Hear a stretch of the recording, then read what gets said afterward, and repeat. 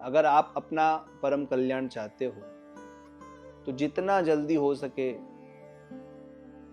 उतना जल्दी भगवान की शरणागति को स्वीकार कर लो। यदि आप भगवत शरणागत हो गए तो फिर आप कभी भी दुख के, कष्ट के, पाप के पछड़ों में नहीं पड़ोगे। इस संसार के कूप से उठ जाओगे यदि आपने भगवान की शरणागति को स्वीकार कर लिया। हमें तुरंत ही अपने गुरु के पास में जाकर के भगवत शरणागति को स्वीकार करना चाहिए। आप जहां रहते हो और जिन गुरु में आपकी निष्ठा है उनके पास में जाकर के दंडवत होकर के, हाथ जोड़ करके, सिर झुका करके प्रार्थना करो कि हे प्रभु, तो आप मुझे मोक्ष का मार्ग बताइए, कल्याण का मार्ग बताइए। कि हम ये कहेंगे कि आप उनसे कहिए कि आप मुझे वो मार्ग बताइए जैसे इसी जीवन में आपको भगवत साक्षात्कार हो जाए, भगवान का आप दर्शन कर सको और भगवत दर्शन के प्रति आप लालायित हो। आप अपने जीवन में कई प्रकार की चीजों के लिए तड़पते हो। अगर कोई वस्तु आपको अच्छी लगती है तो उसको पाने के लिए आपके अंदर तड़पन होती है, पर वह आज है कल छूट जाएगी। जो कभी नहीं छूटने वाले, जो हमेशा हमारे साथ रहते हैं, उन भगवान के चरणों का आश्रय लेकर के उन भगवान के दर्शन की उत्कंठा को जागृत करो। जीवन में आपने कई चीजें प्राप्त करी, पर क्या आपने भगवत स्वरूप प्राप्त किया, भगवत बोध प्राप्त किया? क्या आपको जीवन में भगवत दर्शन हुआ?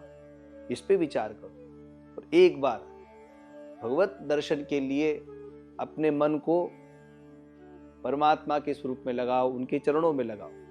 यदि आपने अपने मन को भगवत दर्शन के लिए तड़पाया तो बंधुओं, आपको जीवन में फिर कभी तड़पना नहीं पड़ेगा, किसी चीज के लिए नहीं तड़पना पड़ेगा। ये हम बिल्कुल बात प्रामाणिक बता रहे हैं कि यदि आपने, डंके की चोट पे कह रहे हैं कि अगर आपने एक बार भगवान के लिए अपने मन को तड़पाया और अपने मन को भगवत चरणों में लगा दिया, उनको समर्पित कर दिया, तो फिर आपके जीवन में कभी कोई कमी नहीं आएगी। आप देखो, अनेक महात्मा घर छोड़ के निकलते हैं, भगवान के भरोसे निकलते। का चिंता मम जीवने यदि हरि विश्वम्बरो गीयते।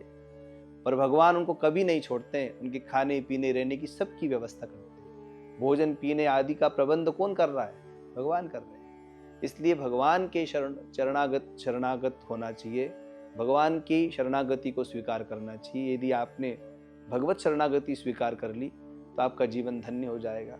और हम पुनः कह रहे हैं कि अपने गुरु के पास में जाकर के, संतों के पास में जाकर के तुच्छ वस्तुओं को मांगने से अच्छा है भगवान के दिव्य माधुर्य स्वरूप को मांगो, भगवान की शरणागति को मांगो।